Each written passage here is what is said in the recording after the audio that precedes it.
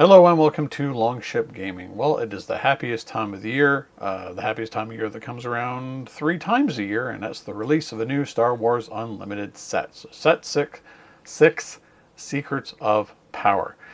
As usual, I put together a little video on what leaders are probably best to draft and what commons and uncommons you're going to be looking for that you would take over a weak or mediocre, rare, or legendary in your packs. So, by way of introduction, this is a draft analysis, not sealed. By the time this actually goes up, it's going to be pre-release weekend. So good luck to everybody who is playing in sealed this weekend. How do I feel qualified for putting together these ratings? Well, I've done tons of drafts over the last 2 years, primarily at my friendly local game store, face-to-face games. Not a sponsor. I just really love the environment, and they've been very good to the community from, well, day one. So if you're in the Toronto area, we do drafts on Wednesday nights. It's worth looking into. So we've always been playing best of three, and competition is very fierce in our area. There are some excellent drafters in the Toronto area that I play with on a semi-regular basis. I'm not a professional at this game by any way. I don't go to any of the big PQs or anything. I'm just a really motivated casual. I really just enjoy my time playing a draft in a casual weekly environment. That said, I had a very successful Legends of the Force experience. I had way more 3-0 nights than I had in previous sets. I really enjoyed that environment. I'm really hoping, not necessarily success-wise, but in terms of the fun quality of draft environment, I'm hoping Secrets of the Force will be just as good, if not better. So some quick draft basics. This isn't a comprehensive guide, just a quick overview for those that are new to drafting in Star Wars Unlimited. Always be aware of the drafted leaders in the pod, because you draft 3 leaders right at the start. Have a look to your left and right to see what aspects you are potentially going to get shut out of, or which ones you think you may be in competition for, but might maybe have an edge in the combination of aspects that you can play. Always learn the new core mechanics of the set. Well, I should say both new and old mechanics. So in this set, we have 2 new ones. We have Plot and Disclose. And sometimes older ones come back. Not the evergreen ones that are in every set, but something like Capture, which hasn't been around since Shadows. I tend to like to limit my aspects during a leader draft, meaning I tend to either go all in on heroic or in villainy, depending on the quality of the leaders that I feel that I've drafted. Sometimes, if you double up on other non-heroic or villainy colors, you could then have a better idea of where you're going to go at the start of the draft. But yeah, I tend to be fairly fixated right off the bat. That's my own personal strategy. It differs for everybody else. I typically have locked down what I'm doing by the middle of the first pack. I've already sort of read the signals of what aspects I'm getting from my left at that time, and I would rather be solidly in my aspects by that point than having to pivot for pack 2. It is very rare that I've ever pivoted by pack 2. It has happened, but for the most part, I've already made my decision about 7 cards in as to what I'm going to end up playing for my aspects. Don't splash aspects. Don't do it. It's not worth the resource cost in a limited environment. There haven't been any cards worth splashing since set 1 with the legendary cycle of Aggression, Command, Vigilance, and Cunning. Those ones were far better than 4 resources, 6 resources. It was perfectly acceptable to play them. I don't see any, in the last few sets anyway, I do not see any cards that are worth splashing at a higher cost, unless you are absolutely desperate. And even if you don't have enough cards for your chosen aspects for your 30-card deck, you can always just resource them anyway. So I have a very simple rating system for the cards that I evaluate, both the leaders and the commons and uncommons. It's 1, absolute best. So these are the ones you're going to want to take every time. And as I said, likely over a mediocre or weak, rare, or legendary in your pack. 2 is the bulk is playable, entirely playable in the environment. The vast majority of the cards you'll be drafting are in this rank 2. I don't bring up the 2s for commons or uncommons. I only list the rank 1s and the rank 3s. And in rank 3, avoid them unless you have absolutely no choice, that you have to fill out those cards. Again, the gulf between okay and bad is very tight in Star Wars Unlimited. They've been very good at having really good cards for the most part that you don't have to worry about, like accidentally picking something that is a bad card. But there are those that should be strictly avoided. So we have some new set mechanics. So plot is worth paying attention to. You can play up to as many as you have resources for on the leader flip. This gives you a kind of a pseudo card advantage. It's always nice to have more options on the leader flip turn. Do you want to play cards out of your hand, or you just want to play them from your row? Some are extremely good. Some are not so great, but they are core to how this particular set functions. Disclose gives an added benefit in exchange for giving your opponent important information.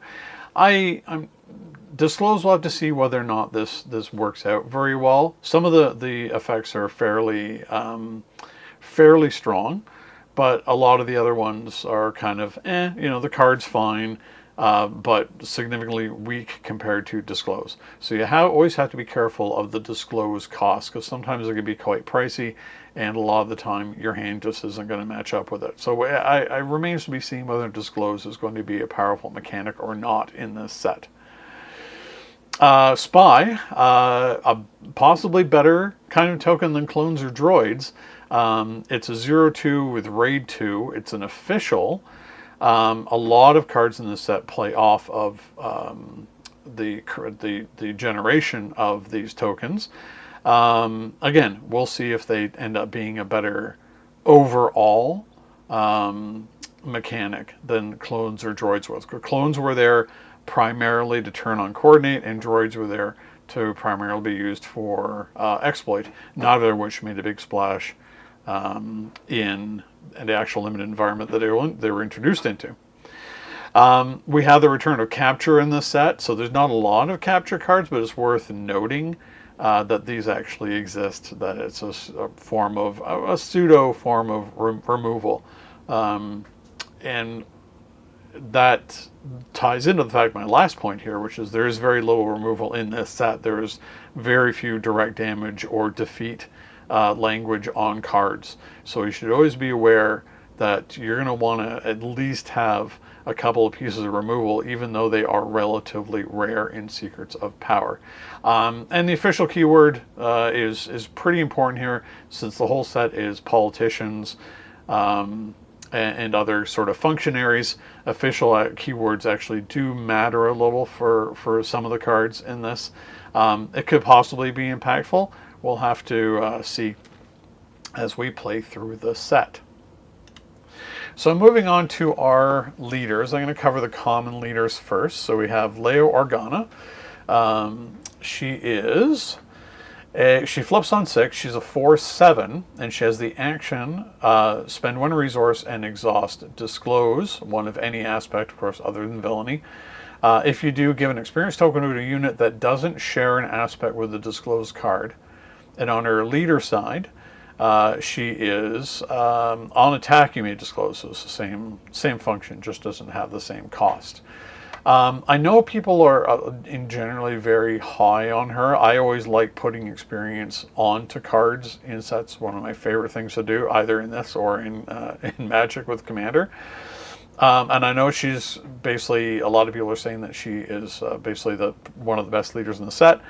I reserve judgment as to whether that's the case. I'm not a big fan. I don't mind the resource sink, but the disclosure and having to have an aspect that's different from units that you already have on the board that are different from that. I'm not huge on it. It should be pointed out, though, that I suppose that if you have generated some spies don't share any of these aspects at all. So basically, you can quite easily put experience onto spies, which interesting. It's a kind of an interesting synergy.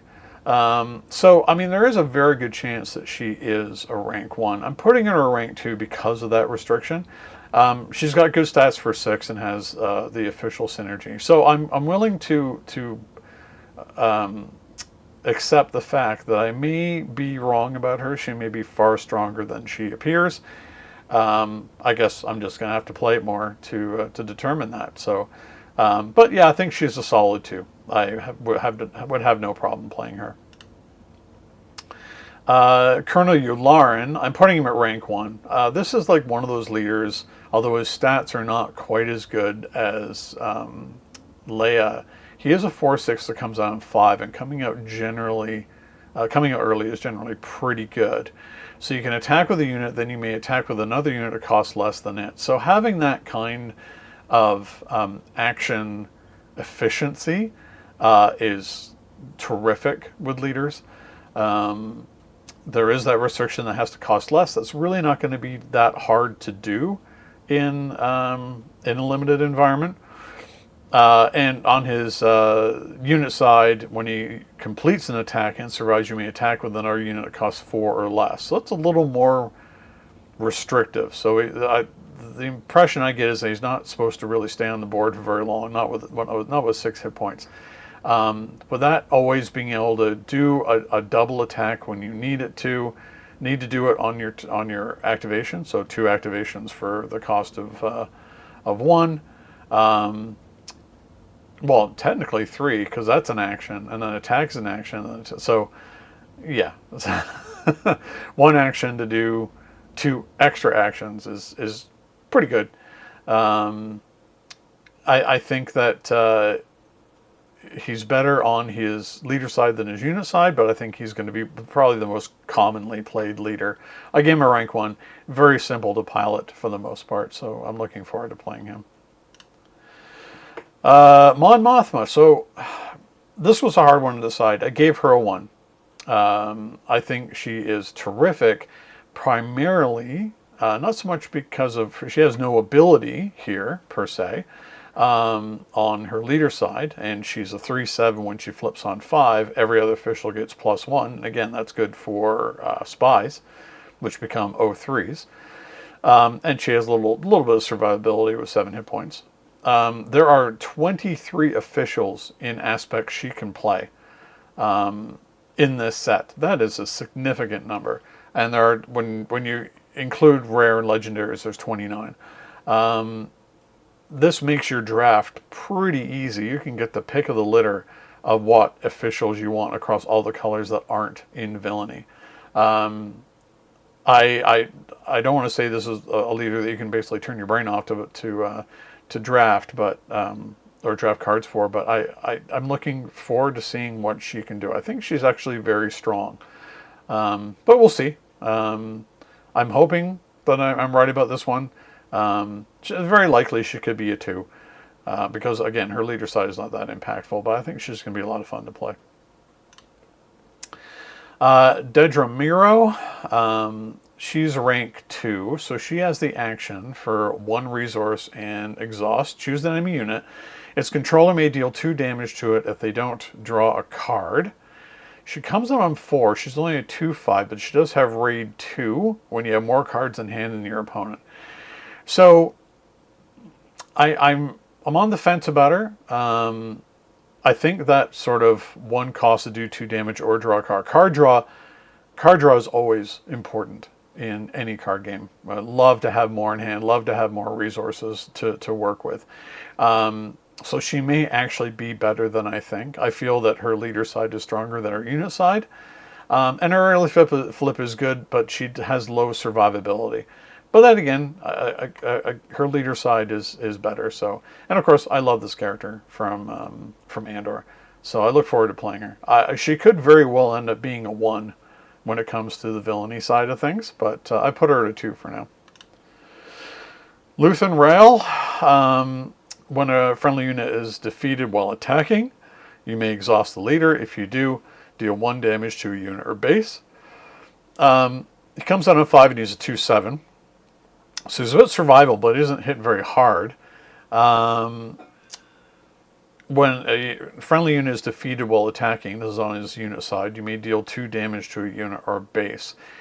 So it's very aggro, but that ends up with you having very little board presence. So I'm not sure how you would draft a leader like this. Are you intended to basically draft a whole bunch of like really low cost ones and just throw them at your opponent and sort of burn them down quickly with on the unit side? I'm not really sure. I mean, ideally you could if you had a lot of very low cost units on the board on his flip turn. Let's say you had 4, and you basically have them all. They'd always have to be ready. They'd attack. Yeah, I mean, most you could do is maybe 8 to base. I don't know. There's a good chance he may be a 3 and not a 2. So I'm not there's not enough when defeated cards in the set to really make that need to burn all of his units worthwhile. So I don't know. I'm not sure about him. I have him at a 2 for now, but he might very well be a 3.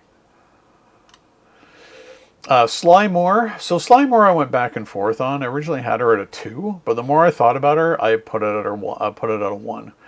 So on her leader side as an action, she costs 1 resource and exhaust. If there are 4 or more exhausted units in play, create a spy token.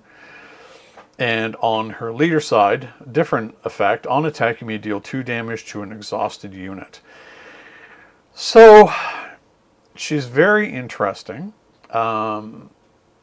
It shouldn't be too hard, especially in a set in which you have the intention seems to be that you have units, smacking into each other. Again, not a lot of removal.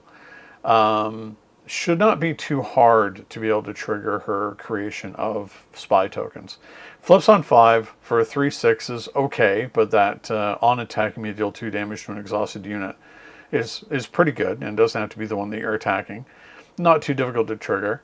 So for one, I'm looking forward to playing her. I'm giving her a 1. I also will say, and I don't really comment much on art in this set, but that art for that character is fantastic. A lot of character there for a character that I don't know much about other than standing around the Senate in the prequels. C-3PO, I'm giving him a 3. As an action, 1 resource and exhaust. If you control an exhausted unit, exhaust a unit. Comes out on 4 as a 1/6. On attack, if you control another exhausted unit, you may exhaust the unit. I don't know. Weak for an early flip leader. They traditionally don't have much impact. This is pure control, but with an extremely restrictive condition in that you have to control another exhausted unit. The easiest thing to do to play against him is just wipe out everything on his board, and then, as it says here, human cyborg. Oh no, that's the other one I'm thinking of that says may I be of help or something like that. No, 3PO, you can't in this case be of any help whatsoever. So I'm putting him at a 3. I'm never going to play him. Jabba the Hutt, as an action, costs 1, resource, exhaust. A friendly damaged unit deals 1 damage to an enemy unit. If the friendly unit has 3 or more damage on it, it deals 2 damage instead. Okay. And on his unit side, when another friendly unit is dealt damage and survives, you may have that unit deal that much damage to an enemy unit. Use this ability only once each round. So I really like the flip turn ability, because that's when another friendly unit is dealt damage and survives. That's the okay, yeah.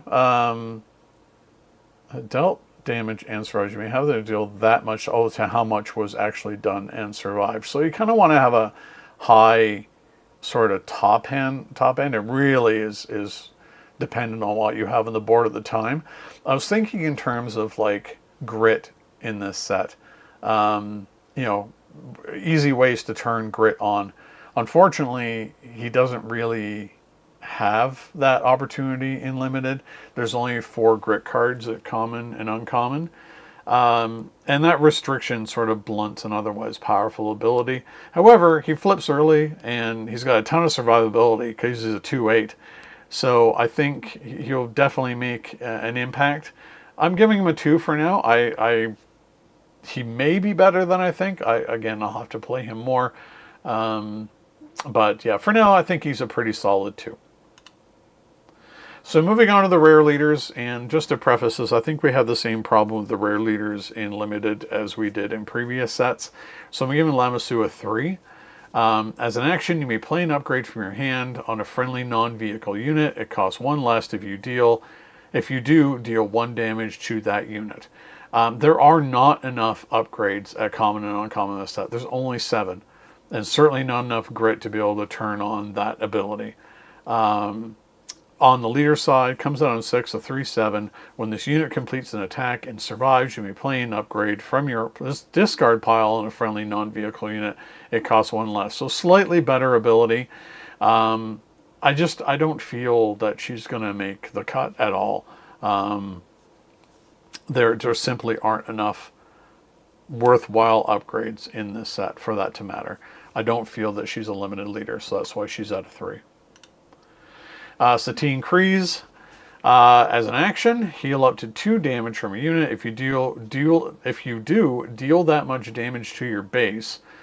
As an epic action, if you control 5 or more resources, deploy her, and then she basically is a 0/8, so she has survivability with restore 4.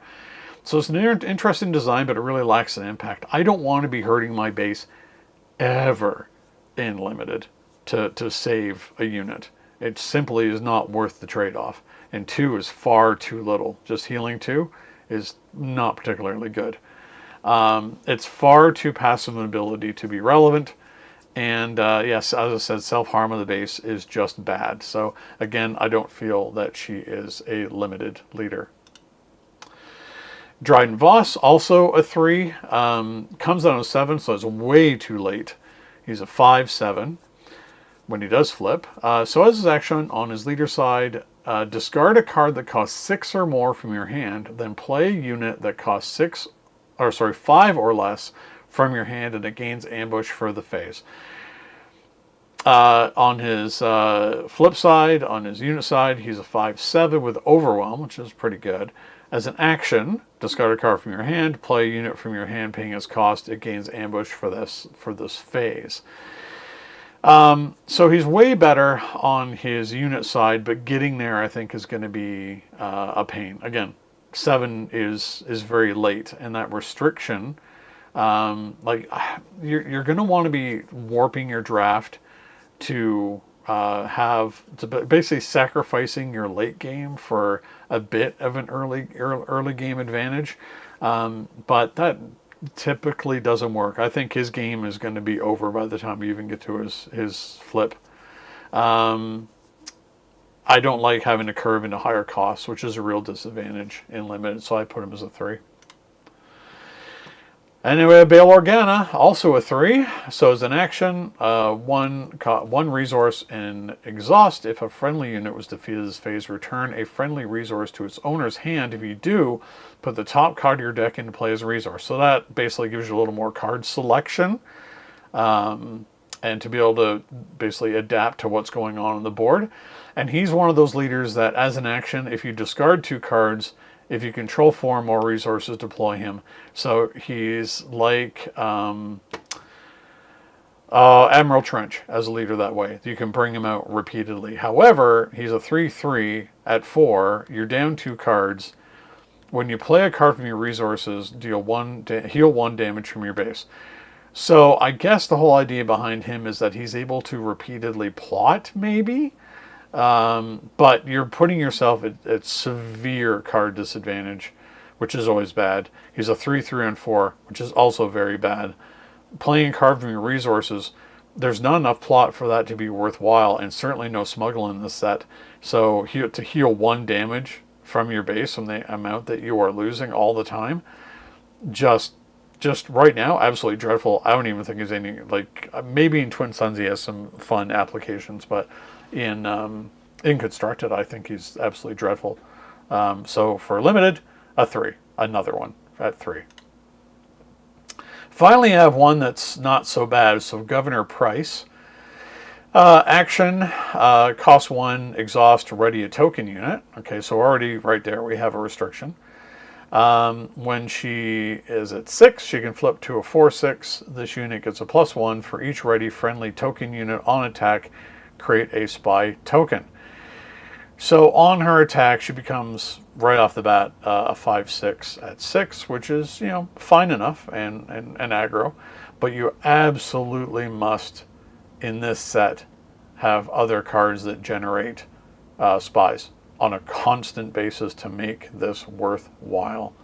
Her flip turn is fine. She's potentially a sleeper hit, depending on how easy it is to create spies. I think it's okay. So I don't think she's dreadful, but I'm putting her at a rank 2. So here's our, I think, singular rare leader that I had as a 1. So it's Sabe. When a friendly unit deals combat damage to a base, you may exhaust this leader. Okay, no cost. And you're always going to be doing damage to a base anyway. If you do, look at the top 2 cards of the defending player's deck. Discard one of those cards, put the other back on top. So not only are you able to disrupt the game plan of your opponent, you can determine what they actually have in hand off of her ability. And she flips on 5 to be a 3/6 with raid 1, so she's pretty solid there.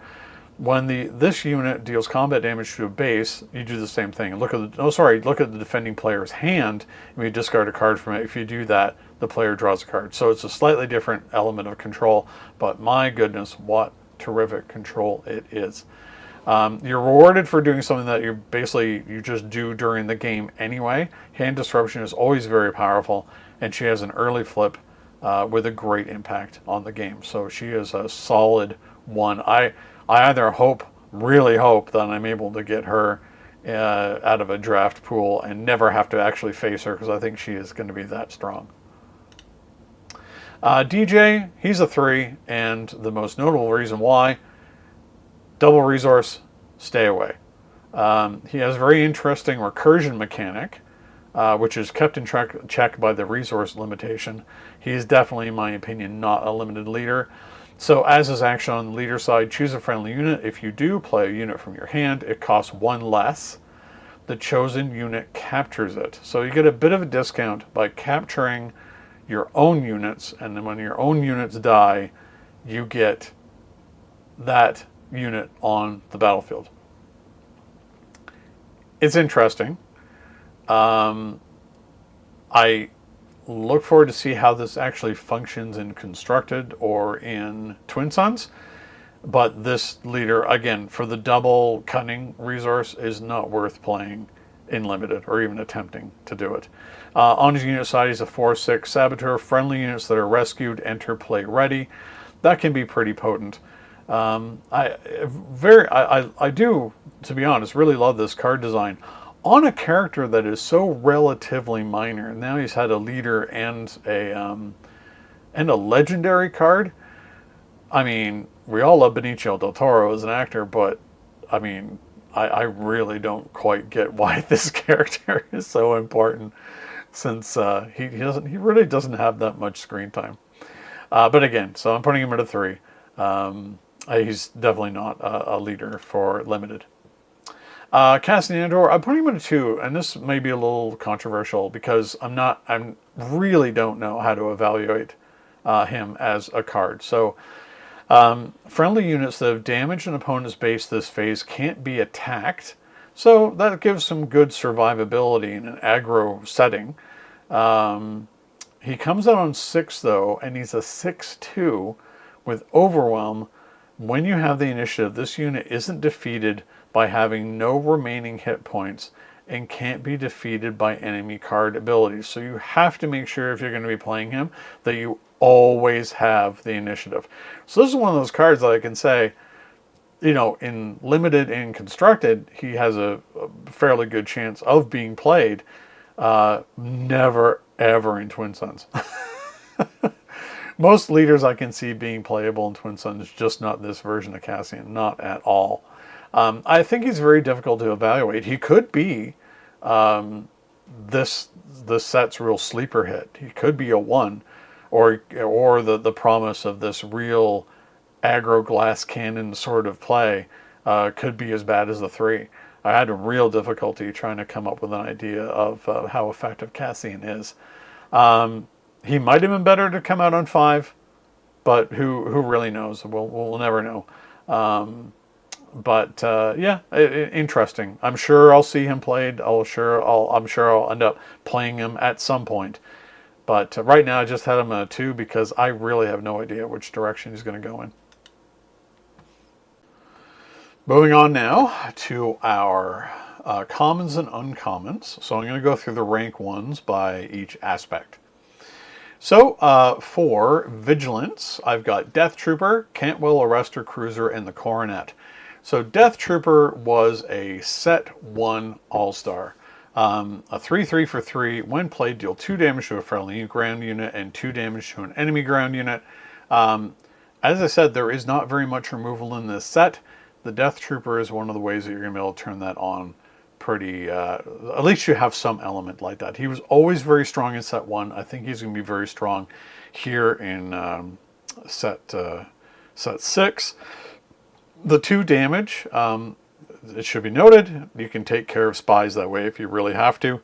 And there are some leaders, like with Jabba, for example, that you can shunt damage over to other units to make use of his ability. So the self-harm usually I would say is not great for cards, but Death Trooper, always an all-star.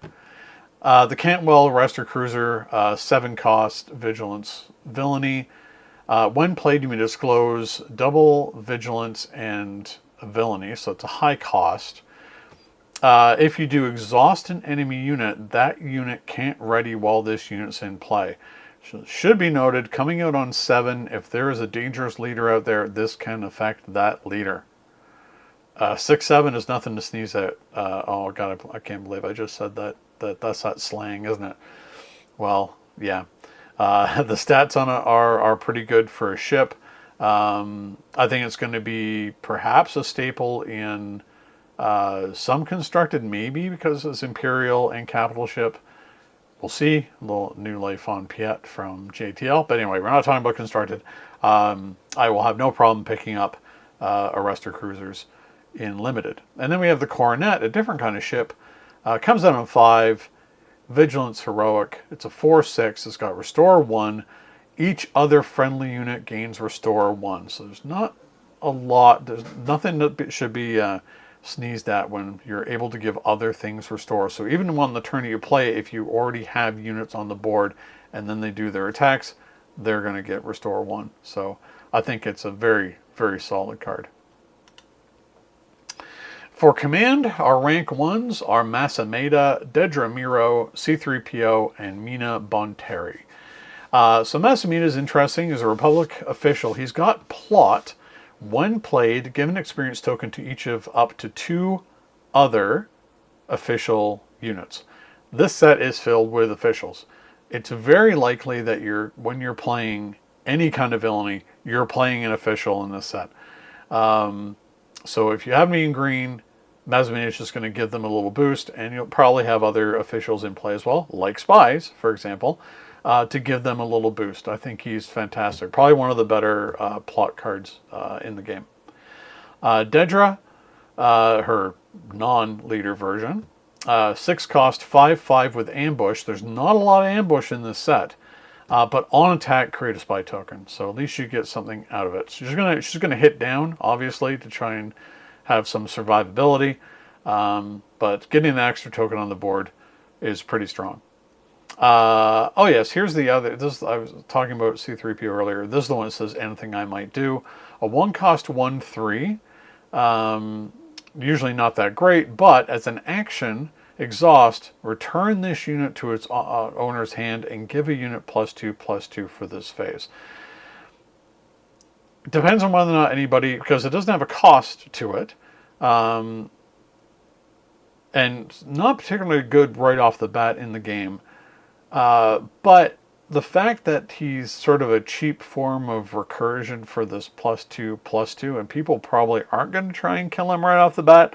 Um, I see some interesting lines of play, possibly with C3PO. And probably the best uncommon in the sets is Mina Bonteri. She is command heroic. 2 cost 2/4, so there's great stats there, almost feeling like Legends of the Force stats. She has restore 1, which is always great. Official, also always great. But when defeated, you may declose double command and heroic if you do draw a card. So card recursion, always good. So the only tough thing here is maybe the you may disclose part being a little tough to handle. But card draw is great when it replaces her, and she does have some survivability to get some use out of restore. Continuing with our command, this one might be a bit controversial. The Gonk Power Droid, or the GNK, because that's slightly different looking from other Gonks. On attack, the next unit you play this phase costs 1 less, so it's a 2 cost 1/3. Might be able to stay on the board. Might have a little bit. You might end up with a little bit of advantage. Again, he's not terrific, but I always like paying less for cards in general. This is very difficult for me to say. Jar Jar Binks, a 2 cost, 2/1. When played, you may give another friendly unit +2/+2 for this phase, and plot. So, yeah, I mean, what can I say? Don't like the character, but this is an extremely powerful plot card. Yeah, even when playing outside of plot, you just get an immediate bonus on another card that you want, or another unit that you want to survive, or to just hit a little harder for that turn. The Crucible, which is a ship. It's a 6 cost 5/5. When played, when defeated, give an experience token to each other friendly unit. So again, it's a late game card, but getting experience tokens on every other friendly unit that you have when you play it and when it's defeated, that's extremely solid. And then very simple sort of card, the Shadow Crawler, 7 cost 6/7 with ambush. Again, there's not a lot of ambush in this set. It's a big body late game sort of finisher. Want something to disappear off the board. Well, the Shadow Crawler is the thing that you want to play. Very late game, but very much worth it. Moving on to aggression. We only have the one card, and that is Cinta Kaz, which should really surprise nobody.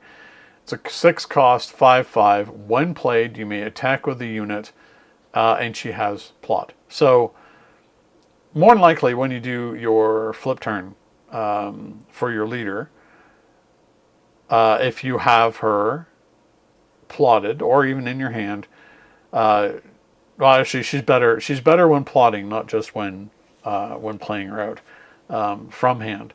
But the plot would allow either a valuable or important card or unit that you already have out, or plot it out on your leader flip on 6, because it has to be a 6 cost leader, and you'll notice a lot of the best ones are 5, but it makes all the 6 ones better if you're playing in aggression, to get an immediate attack off with the leader before they can be taken off the board by something else.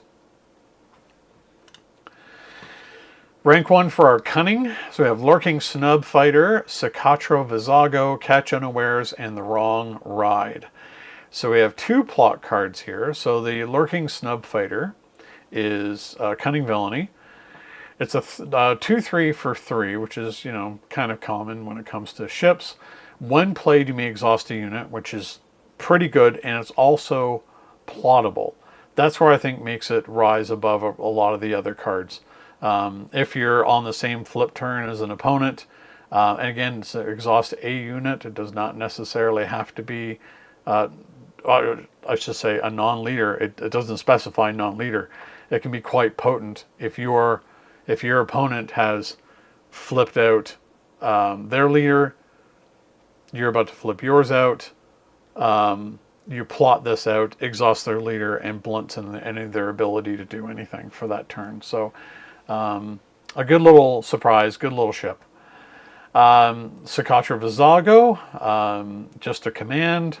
He's a 3/4 for 3. On attack, reveal the top card of your deck. An opponent must pay 1 resource if they don't draw the card. Wow. So not only is it messing with the flow of resources on your opponent's side, if they don't want to pay it, you get to draw a card. And as we know, card draw is always fantastic and fun.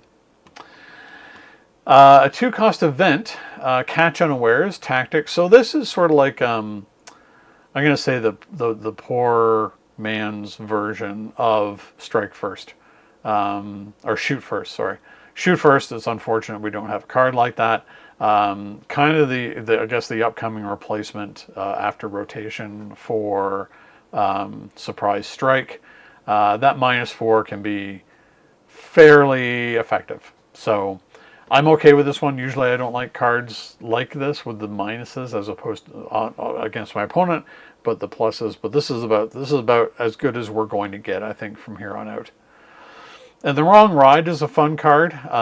Exhaust 2 enemy resources. So much like Sakatro over here, that's messing with your opponent's ability to even play the game. And that's a plotted card. So yeah, that could really mess with their ability again on your flip turn to be able to mess with their ability to actually play anything on theirs. And it's only a cost 3, so it can come out fairly early. And rank 1 for Villainy and Heroism. We don't have any neutral cards that are worthy of rank 1, unfortunately, but we have Elia Kane, the False Convert. She is a 3/6 for 4 with Raid 1, which is very good. Both Imperial and New Republic, which is kind of fun.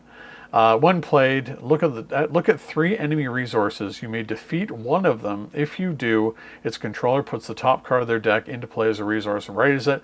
So this is 100% an anti-plot in Limited. It's anti-plot. In Constructed, it's anti-smuggle.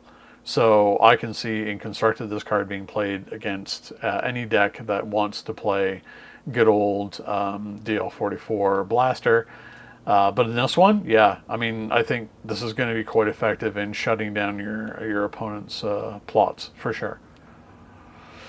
And then Marva, sort of, on the flip side of things, a 3/4 for 3. I love the fact that we're getting these cards for classical British character actors. I'm forgetting her name, unfortunately, at the moment. But she's terrific in all the stuff that she's been in. But anyway, that being aside, so when defeated, give an experience token to each friendly rebel unit. There are a lot of rebels in this set. I think she's great. Does your opponent want to kill her off and then give a little boost, a rebellious boost to all of everything else on your side? Probably not, but yeah, I think she's a really solid card. And again, this is my bias on the fact. Oh, Fiona Smith, I think her name is. I love putting experience counters on things, and she fits the bill 100%.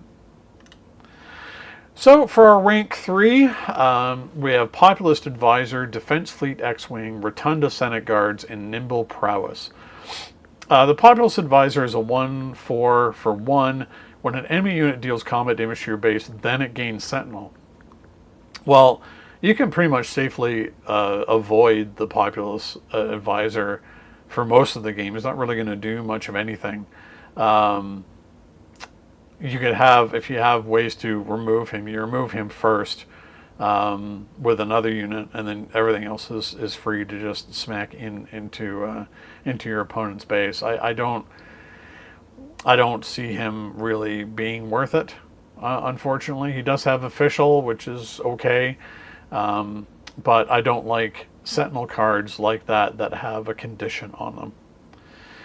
Defense Fleet X-Wing, similarly, it's a 1/4 for 3 with Sentinel.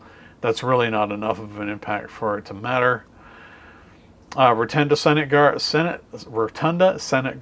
a generic Vigilance for 4, a 4/5. That's fine, but while this unit is undamaged, it gains Sentinel. And again, I really don't like cards like that. It's similar to one of the night cards, Dathomir, the Dathomir Witch or whatever from the set, where she would have restore until she was damaged, and you're never really healing these cards anyway. So, yeah, not a very good Sentinel. Nimble Prowess. It's a 1 that gives +1/+1 attached to a friendly unit. When played, you may exhaust the unit in the attached unit's arena. Yeah, okay. I mean, that doesn't really have that big of an effect. It's too overcosted for a temporary effect. It costs 1 to put +1/+1 or something. And I know this isn't supposed to figure into the calculation, but that was one of the worst episodes of the Obi-Wan Kenobi show. Was Flea chasing around baby Leia through the forest. It was kind of embarrassingly bad. So then we also have Disciples Devotion and Scour the Archives. So Disciples Devotion is a 1/3 for 3. While the attached unit is exhausted, it gains Sentinel. Okay, sure. Another bad Sentinel card. I don't know what is up with this set with having these conditional Sentinels when we've had ones in the past which were far better to just give Sentinel. Scour the Archives, a 1-cost event. Search the top 8 cards of your deck for an upgrade, reveal it, and draw it. There are not enough upgrades in the common and uncommon level in the set for this to be worthwhile. So for command, we only have 2. So Kino Loy, and that gives me that's heartbreaking in a way because again, Andy Serkis is a great actor in that role. A 1/5 for 3. This unit gets +1 for each other exhausted friendly unit. Again, I mean, he could be better than this. I suspect that he's probably not. Again, attacking into him to make sure his ability never comes online is quite viable. I mean, I'm willing to say that perhaps he could raise up to a 2. Depending on when I end up playing him, but for now it just seems extremely weak to have that kind of condition on the unit. The Taylander Shuttle, it's a 2/4 for 3 on attack. If you have the initiative, create a spy token. So again, 2 conditional for a relatively weak space unit, especially one that's fringe and vehicle.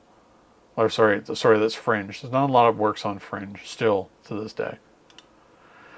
For aggression, we only have 1 card, much like our rank 1. Ambition's Reward, it's a 2-cost. It gives you 1/1, and when played, create a spy token. I don't think that's a very good rate for a card like this. For Cunning, we have Faith in Your Friends. So normally, so a 2-cost Cunning Heroic to search the top 3 cards of your deck for a card and draw it. Okay, that's pretty good. Then you may disclose a whopping Cunning Heroic if you do create 2 spy tokens. So search the top 3 of your deck for a card. It could be any card. That's fine. But that incredible restriction on having 3 Cunning and 2 Heroic to be able to create the 2 spy tokens, that is very much magical sort of Christmas land. It's just never going to happen. The Emissaries Sheathipede, 2-cost, 2/4 vehicle. When defeated, each opponent may ready a resource. Yeah, I don't like giving them that ability. Sure, it has some stayability as a 4, but it's a weak 2. yeah, I don't really see much value in the Sheathipede because it does positively affect your opponent. Sneaking Suspicion, yet another poor upgrade. It's a 2-cost 1/1 plot. That's it. So you're plotting something for 2 to put a 1/1 on something else. I don't see it. So, in summary, overall, I think there are generally more good commons and uncommons than bad, but the vast majority, compared to earlier sets, are going to be in that rank 2. They are perfectly functional, perfectly fine parts of your deck, part of your 30 cards in limited. That's very good. That's a very good balance. I think the command seems very good overall, probably because it ties into official very well, with Vigilance maybe being a bit of the weakest to offset the power of command. But Cunning and Aggression are about the same power level overall. So let me know what you think. I always like to hear back from people on their experiences with drafts. I know at this point they haven't started yet, but let me know if there's anything that I've got wrong, anything I should be including, either as the strongest or the weakest. What do you think of the leaders, etc., etc. So thanks very much for watching. Don't forget to like and subscribe and hit the bell for notifications when new videos go up. But yeah, thanks very much, and until next time, happy gaming. Thank you so much for watching Longship Gaming. If you enjoyed this video, please like, subscribe, and leave a comment. It will really help the channel to grow and improve. Don't forget to hit the bell icon so you'll be notified when more Longship Gaming content goes live. Until next time, happy gaming.